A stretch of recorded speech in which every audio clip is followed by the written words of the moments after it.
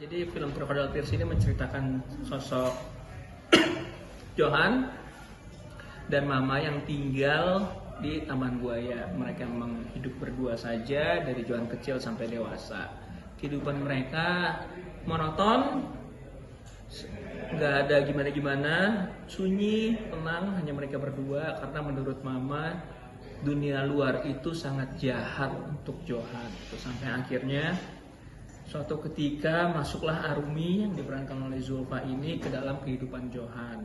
Dan akhirnya Johan mengajak Arumi untuk tinggal bersama. Sampai akhirnya Mama mulai merasa risih dengan kehadiran Arumi. Terjadilah konflik dinamika yang seru di dalam rumah itu, sehingga Mama harus memutuskan untuk melakukan sesuatu segera. Kalau karakternya masing-masing Oke, jadi kalau Johan ini sebenarnya anak yang baik, penurut, mama boy banget lah ibaratnya. Dia ini emang tumbuh besar di lingkungan Taman Buaya karena yang dia tahu cuman itu aja gitu. Dia tumbuh besar di situ, nggak punya teman, nggak tahu dunia luar seperti apa. Ya menurut dia ya hidup untuk berbakti sama orang tuanya aja, sama mamanya gitu. Kalau karakter Arumi ini perempuan yang sebenarnya mandiri karena memang dia sudah hidup sendiri sejak lama gitu. Jadi dia punya kebebasan yang sangat bebas gitu. Dia juga sebenarnya perempuan yang kuat dan juga sangat bisa melakukan apapun untuk bisa survive gitu dalam hidupnya. Jadi dia punya banyak akal, muslihat. Tapi sebenarnya dia juga orang yang sangat kesepian gitu dan fragile juga, dan dia butuh rumah karena selama ini dia sudah hidup terlalu kesana kemari, saking bebasnya dia nggak punya rumah gitu. Dan setelah ketemu Johan dia akhirnya menemukan arti rumah. Jadi kan ceritanya kayak beda dari film atau serial udah ada kan ya? Dan cukup kompleks dan kayaknya dark banget gitu.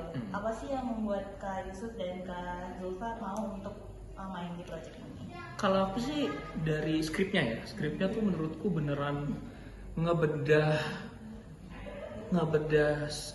layer-layer manusia gitu. Apalagi konteksnya di sini hubungan ibu dan anak gitu. Ibu dan anak laki-laki yang emang dinamikanya pasti menarik ketika anak tumbuh dewasa. Ketika anak tumbuh dewasa kan dia udah punya pemikiran sendiri, rasa ingin tahu lebih sendiri, dan dia udah mulai bisa menentukan pilihan-pilihannya sendiri. Sedangkan Johan ini karena dalam tanda kutip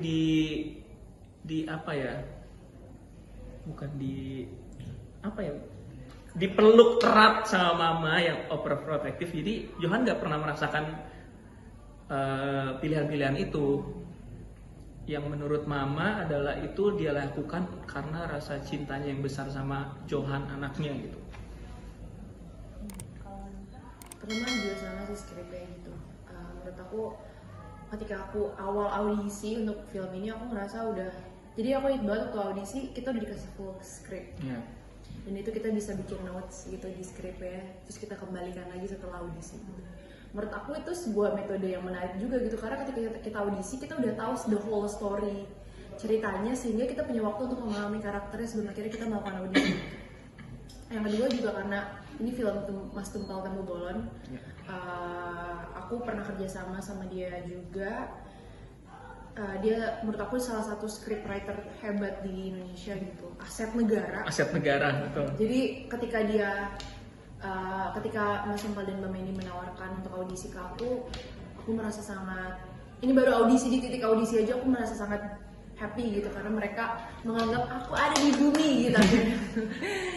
Terus akhirnya setelah dapat, aku mencoba untuk kita reading workshop setelah kita dapat karakternya. Menurut aku juga nggak ada reason untuk menyesal atau bilang enggak gitu di awal gitu, karena ikut project ini tuh sebuah privilege ya menurut aku. Jadi ya happy banget sih.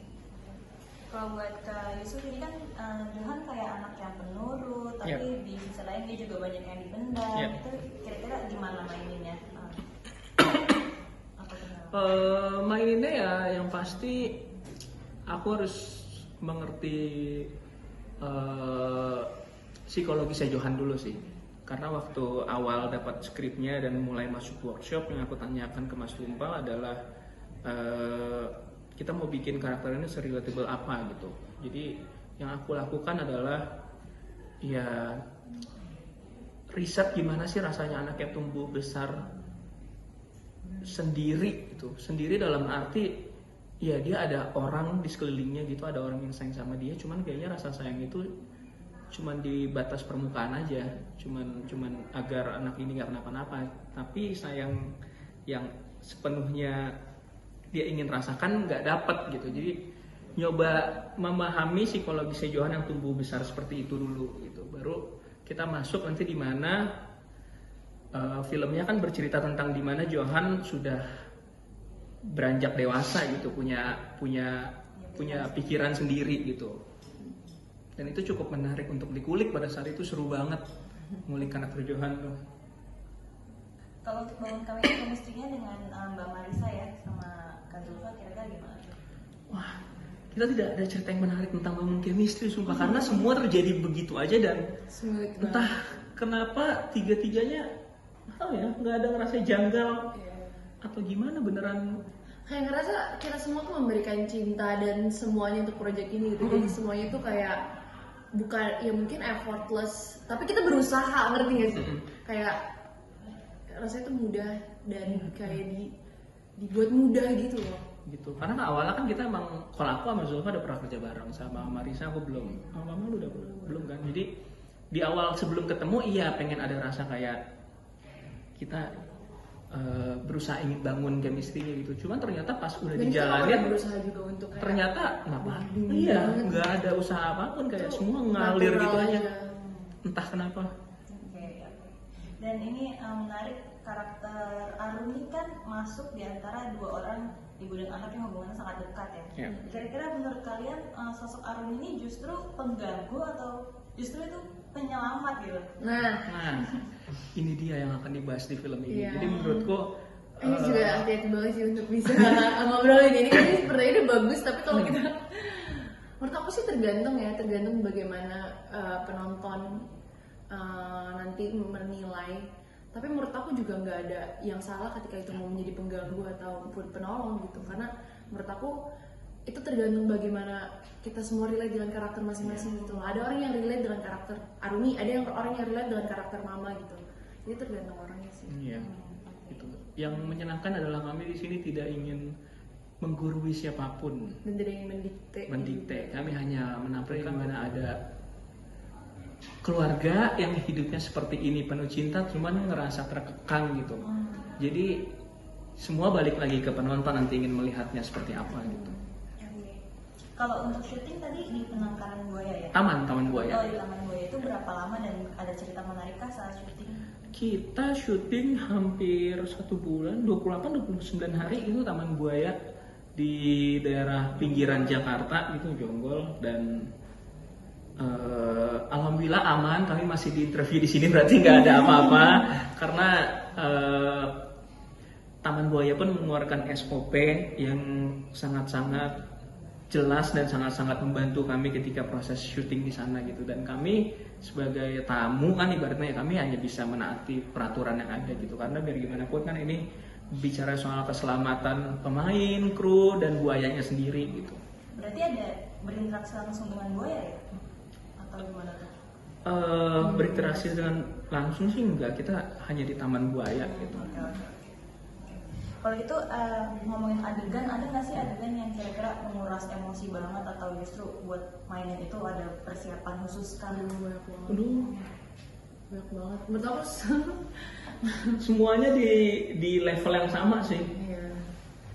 Karena menurut aku gak tau ya, menurut aku Mas Sumpah menulis 3 karakter ini tuh sangat punya layar yang tebal banget gitu masing-masing karakter. Dan menurut aku emosinya tuh justru yang challenge tuh bukan emosi yang meledak atau seperti apa gitu, masing-masing yang ke dalam dan punya layer yang banyak banget gitu masing-masing.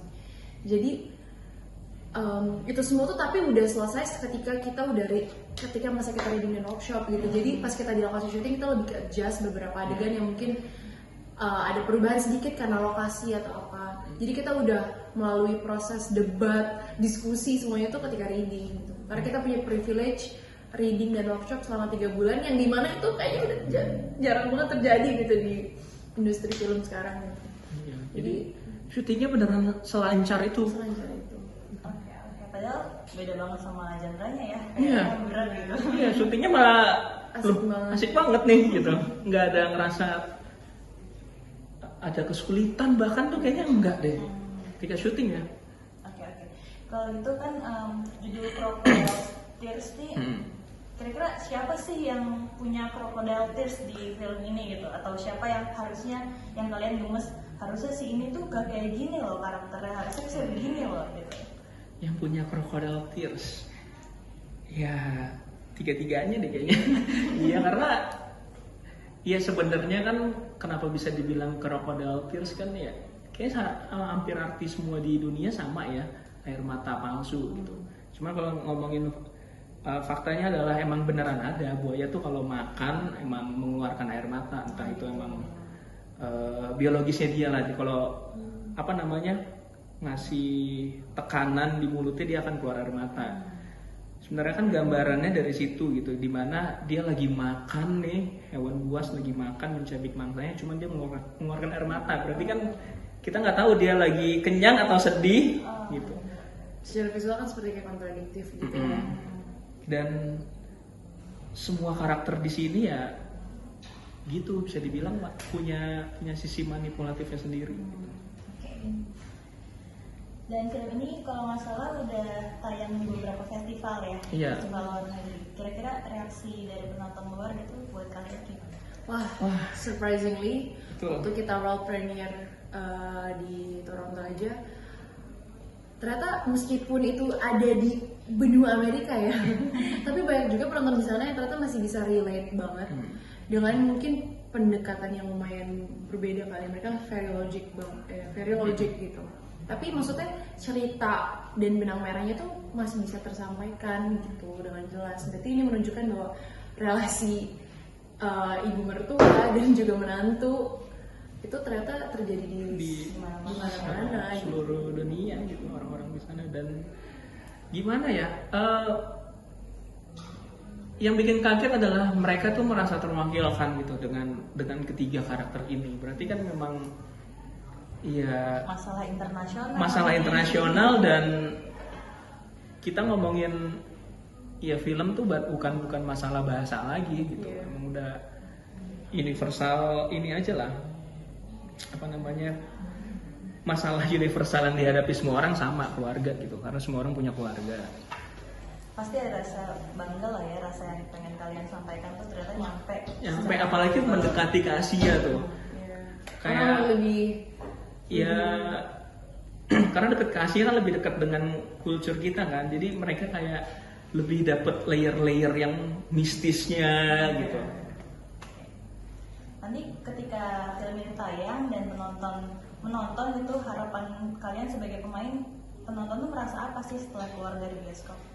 wah, Ya harapan kami sih, aku sih kalau harapanku ya, aku cuman pengen penonton bisa apa ya, bisa terwakilkan dengan ketiga karakter tersebut gitu. Kita pengen nge-portray sebuah keluarga yang bisa dibilang tidak baik-baik saja gitu, karena kan selama ini kita nonton film Indonesia, film keluarga yang menyenangkan, komplit gitu, ada bapak, ibu, anak, bahagia gitu. Cuman adalah keluarga yang kayak gini, dan kalaupun kalian merasakan itu ya nggak apa-apa. Ini bentuk kami buat bilang kayak kalian gak sendiri kok. Gitu. kalau buat gue tuh lebih kayak mungkin setelah nonton film ini kalian bisa jadi memahami bahwa bentuk cinta manusia itu beda-beda gitu bentuknya.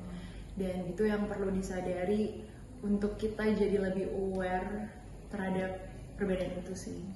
Bahwa apapun bentuknya, cinta ya tetap cinta gitu. Bikin sudut pandang baru juga nggak sih? Oh iya, jelas. Karena entah gimana kayak balik lagi, karena skripnya bagus banget. Baca skripnya tuh kebenaran kayak